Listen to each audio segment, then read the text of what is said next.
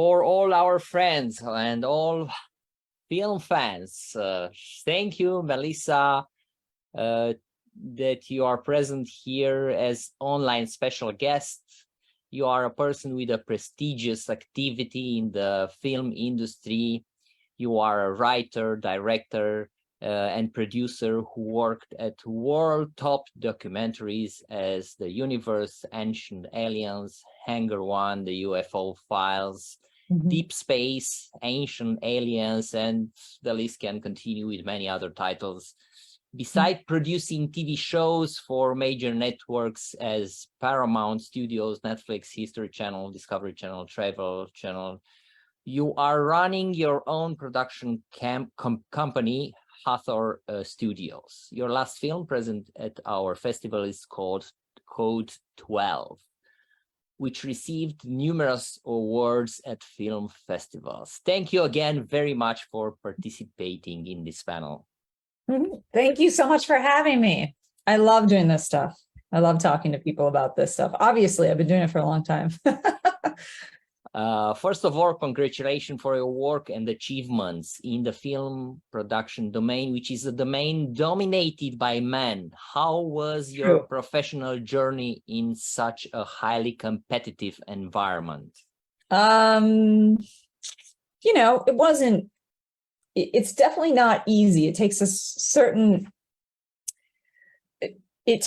amount of drive to not take what people say and as the truth about you and your work. You must always persevere. So it's hard and it's sometimes lonely. I think if you really have something to say that's unique, and it doesn't matter if you're a man or a woman, it's a lonely journey sometimes until you find your tribe of people who are like, yeah, I think that way too. But yeah, it can be kind of lonely. And I think in a field where it's mostly men, I felt even more alone because obviously I had to kind of acclimate to how they saw things. So they took me seriously, but inside I didn't see the world exactly that way. One of your first series where you were associate producer for 10 episodes is The Universe. How was the work with great names as Michio Kaku and Neil deGrasse Tyson? Amazing. I love that show. So The Universe is a really unique show, and it's older now. You think you can find it on Netflix and Amazon. God, I don't even know how many years ago that was, 12 years ago or something like that. But it was mainstream's first attempt to explain quantum physics to a normal audience that didn't know anything about quantum physics. How does space work? It was the first attempt, and it was very successful. And we had great teachers from NASA, and Michio Kaku, who's an amazing quantum physicist. And it was such a cool show to work on. It wasn't about aliens or anything like that, but it was a show about how the universe worked, and you felt smarter watching it. And that was a very hard task to do as a producer, because you're taking something really complex that people study, in prestigious universities to understand. And you're trying to make it as simple as possible so that the viewer feels smart watching it, so that they understand how the universe works. But yeah, I love that show. I'm a total nerd for all that.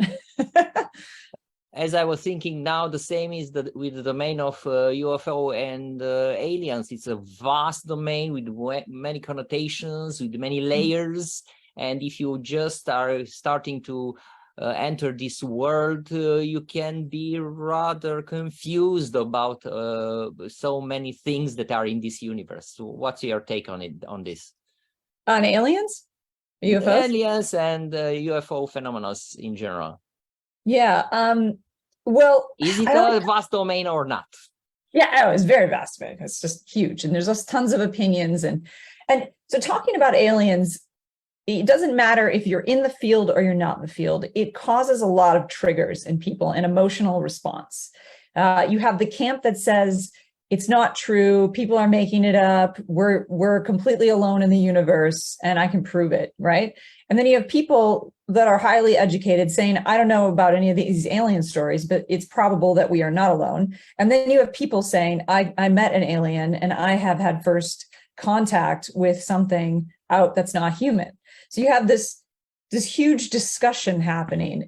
But I think what's really important about this alien conversation, and I've been in it for a while, is that I take a bigger view. For the last 12, 15 years, kind of dabbling in this space and getting deeper and deeper into it with the shows that I've produced and the investigations I've been on.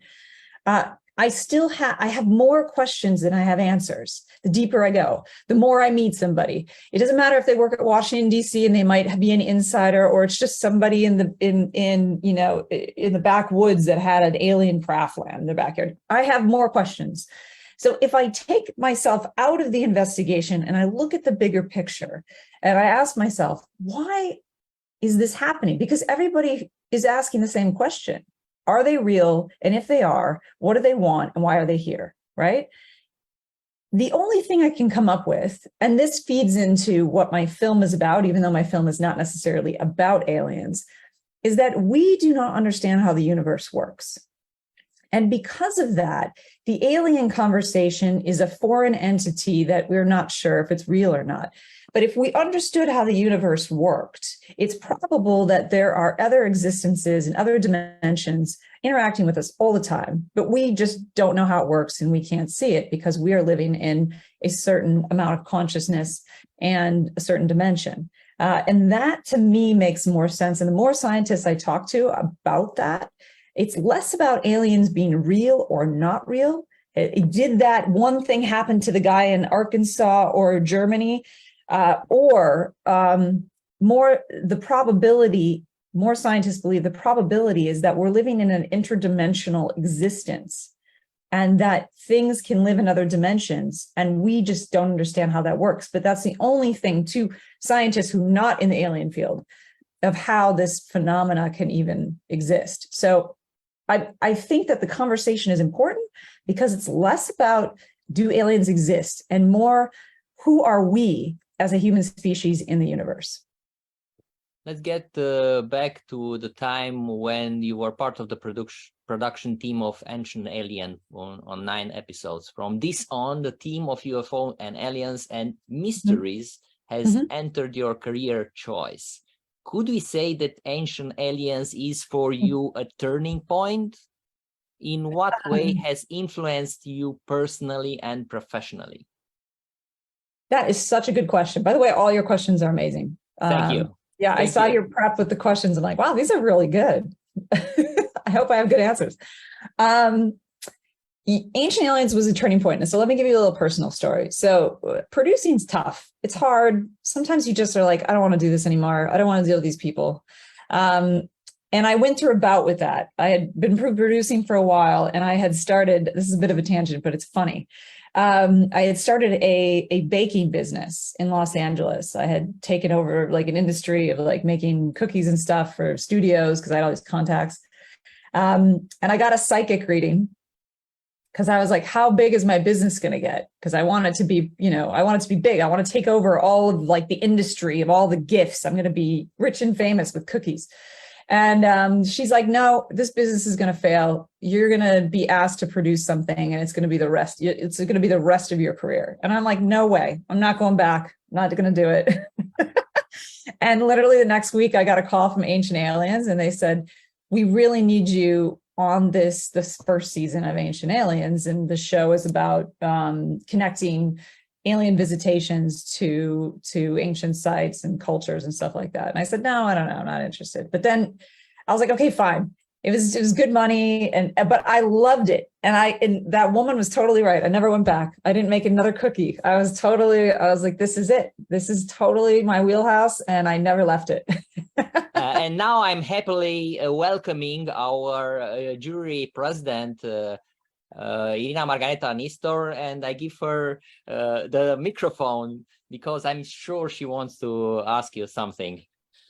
Yeah. Hi. As you can see, I'm at a concert. It's an ESCO festival in Bucharest. So now beautiful. It's a break, just a break for 10 minutes and so on.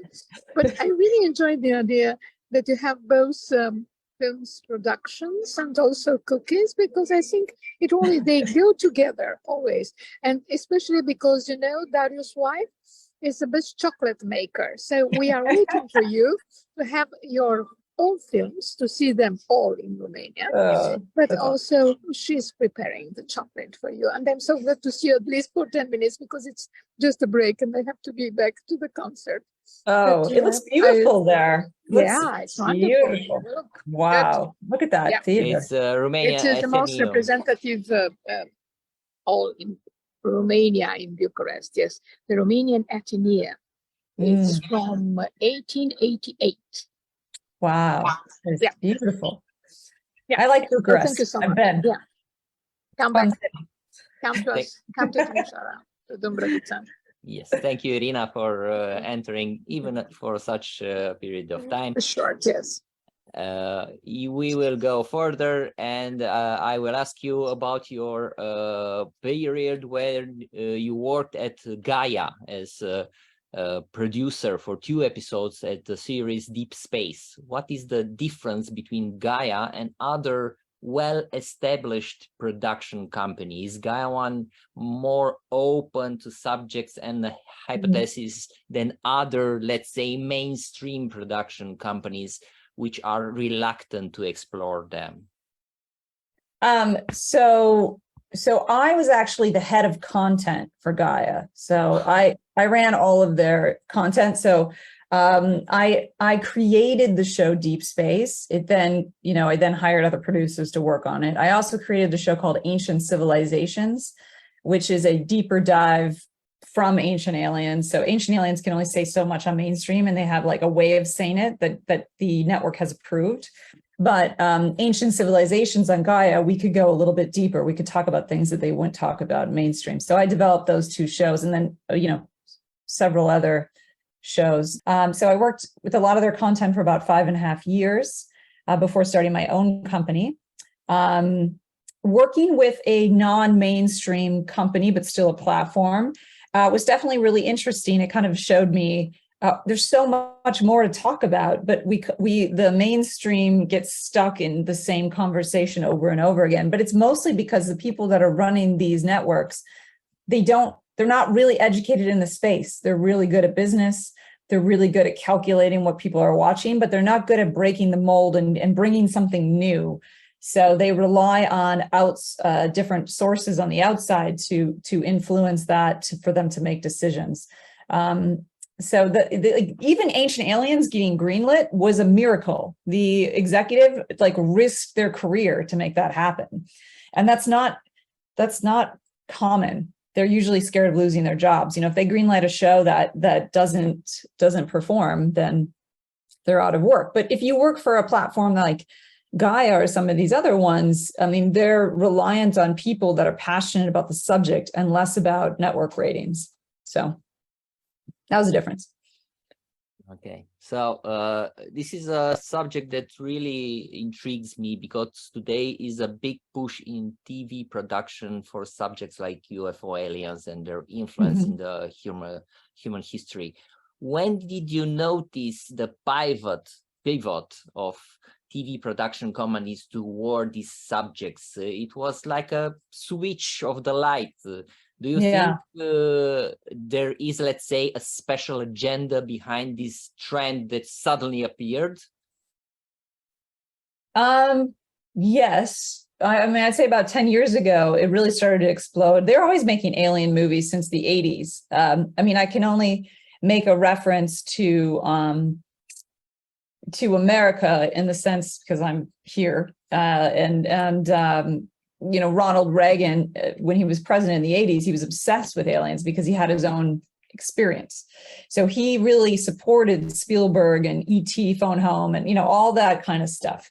But then the 90s had a little bit of Independence Day, aliens are coming to kill us. And then you get into the 2000s and then where we are now, I think it just has ramped up, like everybody's talking about it. But now I think the conversation has got even deeper. And the conversation is, okay, so if they are real, what's next? And we are dealing with that. We're creating systems within our own systems, which is AI. We are acting like a progenitor race by creating a situation within a situation, which is a lot of the conversations about aliens. Have they created us, or are they part of our creation, right? That's like one of the conversations out there with aliens. But we are doing the same thing with AI. We're creating a system within a system. So I think that the conversation has gotten more intelligent. If I look at movies and TV shows today, people are more thinking like, what is going on here? Like, it's not just about the aliens landing, it's about why they need to communicate with us. What is the purpose? I feel like that's where the agenda of movies are going. And I definitely see that in TV series and movies. In your opinion, in what way the TV series with UFO and aliens had an influence on the public perception of the subject and prepared the public for the avalanche of official US UFO disclosure that is taking place today in the USA? Do you think they are related? Like a certain TV show or film. Because now we have even the military from the USA saying that they have special programs. They had probably before that, but now they are going public with them, and they have guidelines for the pilots to say about their encounters. So, a piece of art. I mean, I think everything's been leading to the same thing. I'm just, I don't know why this came to my head, but if anybody's read Philip K. Dick or know who he is, he's a great sci-fi writer. Yes, of course. His book Valis, is specifically the premise is that the US government is in contact with something that's orbiting the planet, right? Which is Valis, and it keeps sending signals and information. And I think, I don't know why that somehow came to my brain as we're doing this interview, but I think in some way, I could speak for America, and then that ripples out into other governments and countries. We see other governments coming forward and saying they're interested in exploring the UFO alien topic. That there's like this feeling that like these people know more than they're letting on, and we want to know. And I think that that's been an ongoing theme. But the thing with disclosure is everybody wants it just to happen one day, but the most mind-blowing things have come forward and nobody believes it. So disclosure is a slow drip because people don't want to believe, not because even if the president came out and said, let's just say all the countries got together and did a huge announcement that aliens are real, people still wouldn't believe it. Like they still wouldn't believe it. They say it was AI generated or something. Do you know what I mean? It's not, people don't want to believe yet, all of it. So I think that a couple of years ago during 2020, the idea that the New York Times broke the big story, that those Navy videos came out, I think that was breaking the 4-minute mile. So once one person breaks the 4-minute mile, you have an avalanche of new material coming forward. I mean, Lou Elizondo and some of the other people kind of got raked over the coals because they were like fake and they were working as inside, all this information. Yes. But that allowed a doorway for these new people to come forward and say, we have been in the inside and they definitely have information and we are telling you that you need to know. So it's intensifying because people keep breaking down the barriers of understanding. And so I just think it's going to intensify. I think that TV and film has been setting us up for this understanding for 20, 30 years. I mean, That's really think about it. Also. Yeah, like it's not like an agenda in the last couple of years have been bombarded. No. They have been saying, here's the thing with Philip K. Dick and some of Gene Roddenberry that created Star Trek. Yes. They channeled all of that information. Like his story of Valis is literally his own experience channeling whatever was speaking to him. And so in a way, if you really, really think about this, something has been trying to get our attention for a very, very long time. And it's just now trickling down into the material and coming out through people who have seen stuff. But I thought the other day, it's ultimately a problem of believing, because in our days, we have people who are believing that the earth is flat. So about aliens, you can believe it or not. So this is a more complex problem that can't be solved with all kinds of alien bodies and physical proofs or so on, because there will Right. be also people that will choose to believe that they are not real, because, as you said, can be fake. We are in a post-truth era when anything can be faked. Right. Exactly. Exactly. And the one thing I say when people ask me, like, well, what about the data with the thing and the, like the alien bodies that Mexico just brought? Yes. I was in part of that. That was part of that investigation in 2017 when they brought up those bodies, and they also brought up a bigger body. Yes, I saw your video. Very nice video. Yeah. They they wouldn't let us do DNA testing on the smaller bodies. And I thought that was pretty sketchy because, for me, I was like, I don't know if they're real, right? But the bigger body had some really interesting information. One of the things that always can be debated is data. So people think that data creates truth and physical evidence creates truth, but that's not true, because even if you have data, somebody will come back and say, that's not the right data. I have the right data. So the interpretation of data was wrong. Exactly. It gets messy. Even if it's a civilian run situation, or it's a government run situation, or it's a university run situation, it's always can be, you're right, an interpretation. And so what we have, the only thing that we can trust is how we feel about it. And that goes into the consciousness of understanding what we are allowing to be true. Now, that sounds more wishy-washy, but to be honest with you, people going back and forth debating data, the same numbers, the same calculations, that doesn't really offer as much truth as we've decided what we do believe. Okay, so I noticed that you had another change of lane, let's say, in your professional activity when you started to explore subjects related to spirituality. What was the reason? Are UFO, aliens, and spirituality related? If yes, in which way?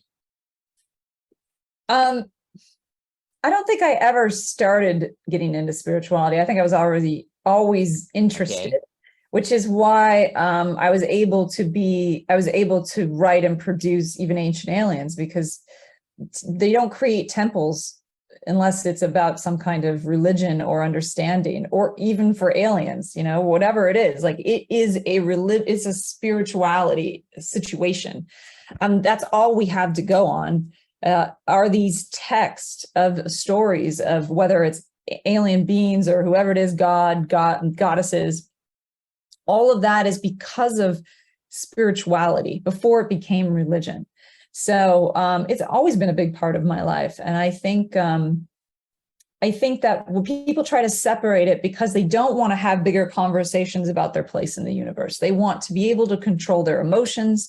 They want to connect to their higher self, their spirit guides, whatever. But all of that is part of understanding your place in the universe. And so I personally don't think the conversations are separate.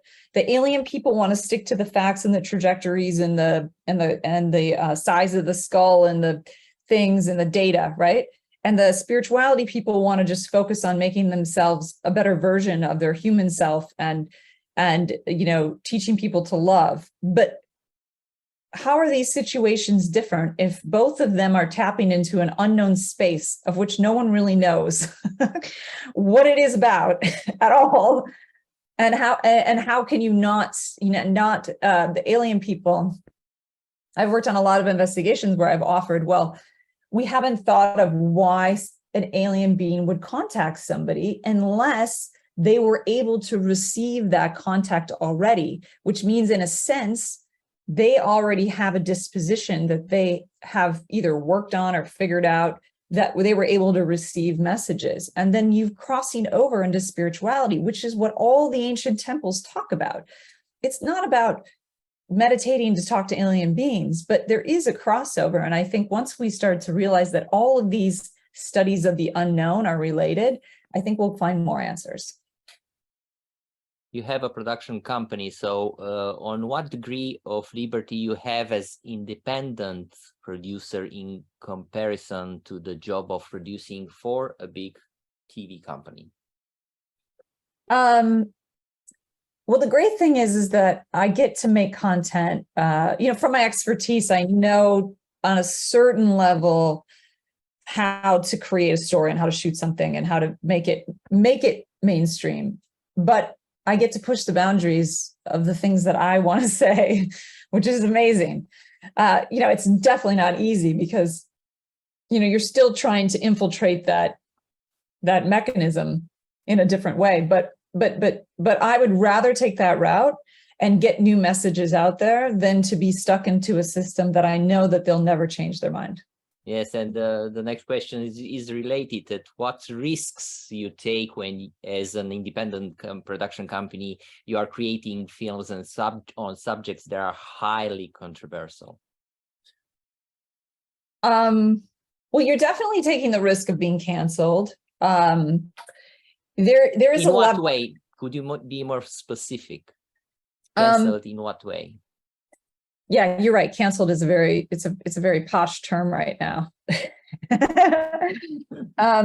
So one of the things that I think is that I don't want to get into government conspiracy too much, but in this we talk about in my movie Code 12 a little bit, because it's something that I've discovered and that I was able to kind of formulate into like a scientific discovery, and that is that there seems to be two levels of frequency. There's the one that everybody's unconsciously connected to, some kind of morphogenic field that we are all connected to. And then there's a bunch of us that have realized there's another morphogenic field or a different field outside of the one that everybody unconsciously is participating in. And so I would say that the field, the morphogenic field, which is an actual scientific term, I didn't make that up, and I'm not just talking about some weird spirituality thing. This field is where all of our thoughts live. And for the most part, the term, there's no such thing as an original idea, is because in this field, there's only a certain amount of ideas that have been floating around since the beginning of time. And we are on this soup. And so we are all doing the same patterns all the time in this soup of consciousness that we are like unconsciously in. And so when you try to break out of that unconscious soup, whether anybody is aware of it working through them or not, wants to tell that person or that thing or that is trying to break that mold, like insert new ideas into the soup, that they are wrong and it does not work. Because if you're not aware, then you won't allow those new thoughts to come in. So the term "there is no such original thought" is true unless you go outside the soup morphogenic field that we are all unconsciously involved in. And so that's the difficult part. I feel that when you're introducing something new, the way you say it that has never been said before, people are going to say no. It creates such a visual feeling inside of them that they don't want to accept it. And so in especially this movie Code 12, one of the things that I've noticed, because I've been talking to network executives about it to get it into bigger platforms, is that I get a lot of responses of "I don't get it," and they're really angry at me. And I'm like, but it's highly produced. So why are you upset? But they're upset because it triggered something in them. And I think that's with anybody trying to break the mold. When you are making something that does not have the same thought process as everything else, you are creating something that is making people have an emotional response and they don't know why. And that is what I mean by you have to persevere. You've got to allow people to come up with their own reasons why they feel that it's true or that it holds a place in this consciousness. I personally think that there is also a barrier of information, because I am very passionate about the subjects that you are describing in Code 12, but I have a really big background of information, and for me it was very interesting, the subjects. but I was thinking a person who is new to this information is just soup of information that probably doesn't make any sense. Right, They can't right. relate Yeah. it to them, to the information. They can't relate to the information. They can't digest it, even if it's well structured. For me, it was well structured. But this is one of the biggest problems, I think, for the film producers to talk to people who do not have this background of information, because our information are historical, mathematical, all kind of physical, chemistry is there. It's quite, you need a culture in your head, back of your head, in order to understand this new hypothesis. And the second one, you pointed very, very well. You have to think at the package that you are delivering, the emballage, the paper you are wrapping the information, because if it's too flashy or if it's too shocking, the people will reject it. What's your opinion? 100%, 100%. You know, the hardest thing with this movie was that I know that I was introducing something that was not orthodox. Like Ancient Aliens is orthodox. You know, it's like we created a pattern that was very simple. Here's an ancient site. This is how aliens are related. What everybody doesn't know is that the owner of that company created that show to show that every religion was the same. Like our whole goal wasn't even aliens, and the hidden agenda.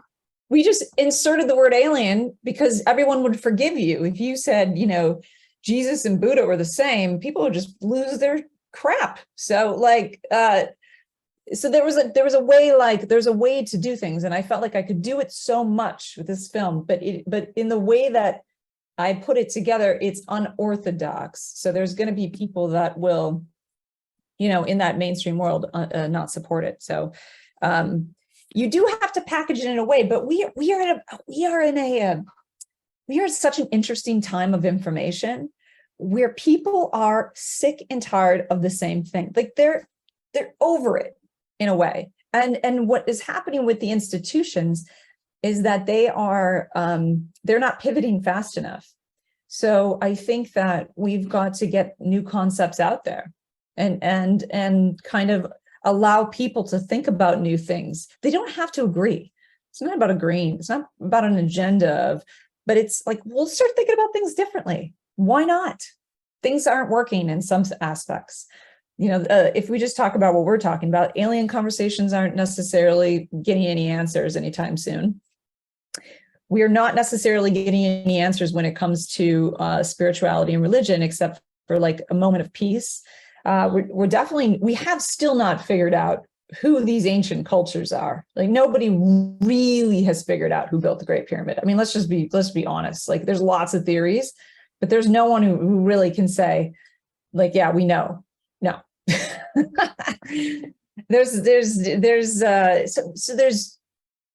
So why not have a bigger conversation? And that bleeds into all of our social programs, our politics, how we look at each other.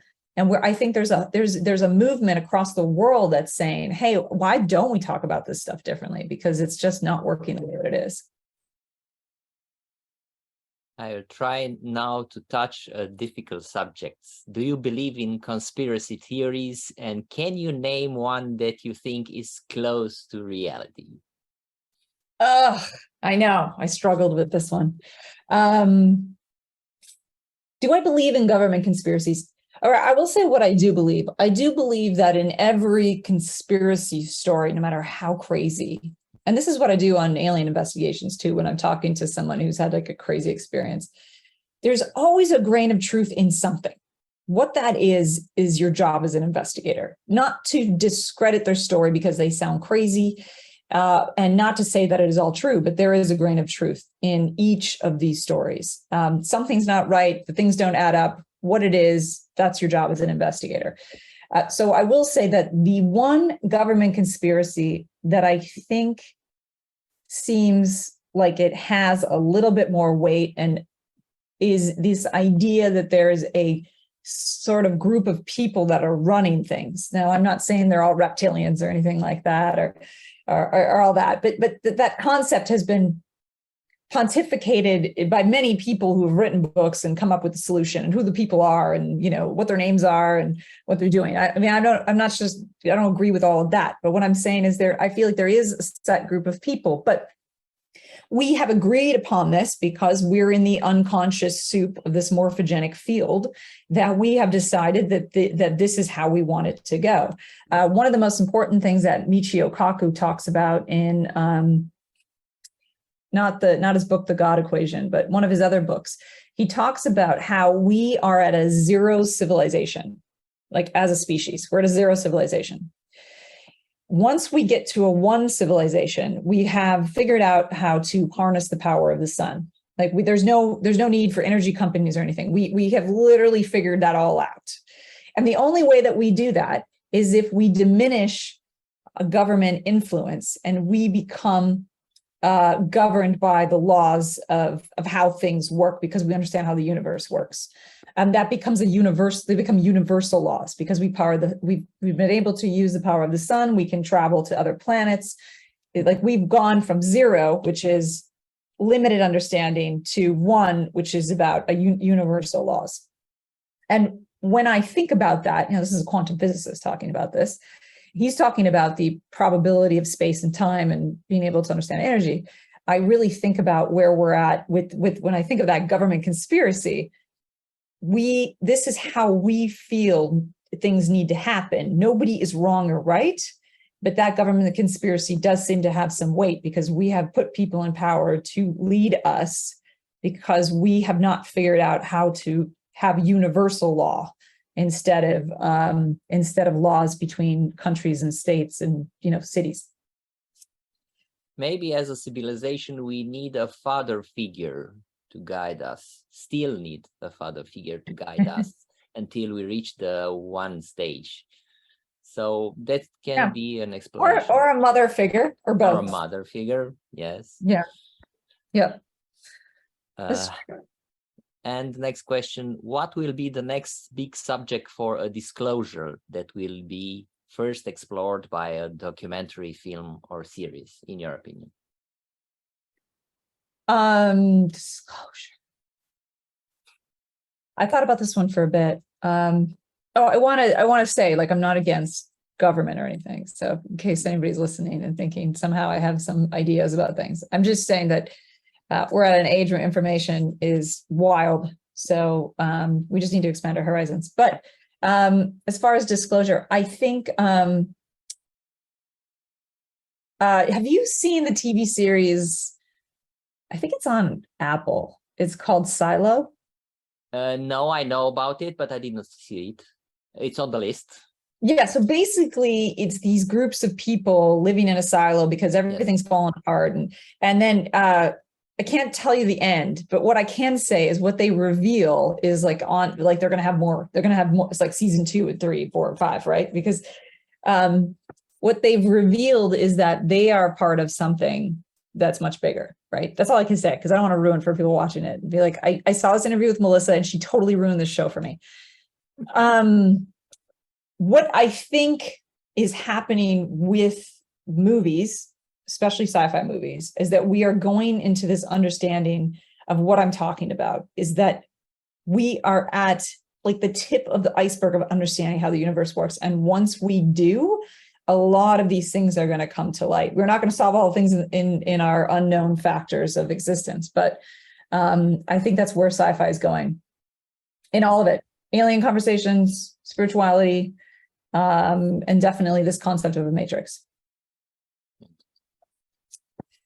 What do you know about Romania? Do you think there are mysteries that you can explore in a film of the series? Oh, I am excited to answer this one. So I went to Romania in 2019, or I came to Romania in 2019, and it was for Gaia. We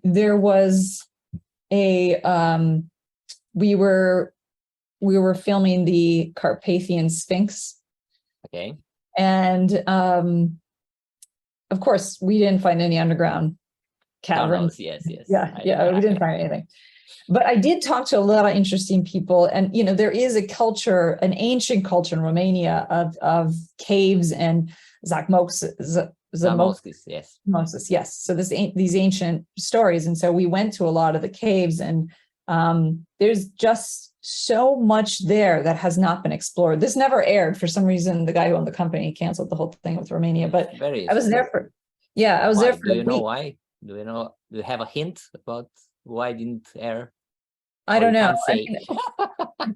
I'm not working there anymore. So, I don't know for certain, but I do feel that somebody must have said, like, you can't air it. We didn't find anything bad, but there was some discrepancy with some of the archaeologists. They were upset about, we were like on a hike in the middle of nowhere looking at caves. Like some of them were very, like womb-like, and some of them had different carvings. There was one that I really wanted to see, but it was a bit of a hike that looked like almost Sumerian writing. But the symbolism in Romania with the culture of like the wolf and some of the other things that I dug up, it was like way before Rome. They basically say that, Romania, Rome, they brought the wolf, but it was way before that. And so we were kind of uncovering, that was the point, we were uncovering in some of these ancient stories that had there were a lot of people back, if we just talk about ancient Samaria, that were making pilgrimages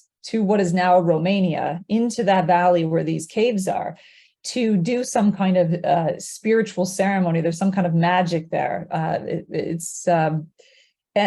that I think you are talking about Buzău Mountains. Yeah, I know the place. Yeah, there hasn't been anything on that. I was actually blown away when I was there. First of all, my team was amazing. They're all Romanian. I just thought there is a magic there. There is 100% a magic there that has not been tapped into. And the greatest thing about that is that there's not a bunch of people there channeling aliens and screwing up the energy. So it's absolutely pure. Because if you go to Egypt, which I've been several times, people bring all their stuff and their crystals and they meditate and all that stuff, and all sorts of stuff goes wrong there. There's all sorts of entities and attachments, but Romania is pure. It's what I think those ancient people were trying to tap into, and no one has told that story in the mainstream. And I can assure you that you only scratch a little bit the surface, because totally. I know the subject, and there are really deep connections with the words there, and really interesting stories to tell.